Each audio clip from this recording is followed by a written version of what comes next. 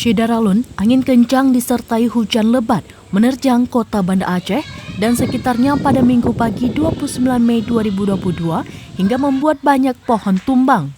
Sebuah pohon juga ikut tumbang dan mengenai kabel listrik bertegangan tinggi di Kompleks Rusunawa Kedah, Kecamatan Kutaraja, Kota Banda Aceh. Peristiwa itu terjadi sekitar pukul 9 waktu Indonesia bagian Barat. Salah satu penghuni rusun mengatakan ia mencium bau terbakar saat hujan masih gerimis. Ia baru mengetahui sumber asap itu berasal dari pohon yang terbakar ketika melihat asap yang sudah mengepul banyak di belakang rumahnya. Mengetahui kejadian tersebut, ia langsung memberitahukan kepada tetangga sekitar.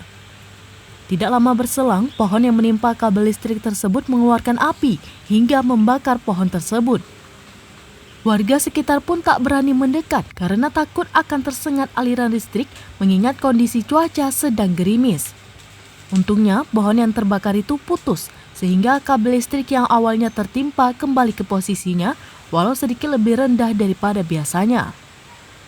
Hingga berita ini diturunkan, belum ada pihak PLN yang turun ke lapangan untuk memperbaiki kabel listrik tersebut.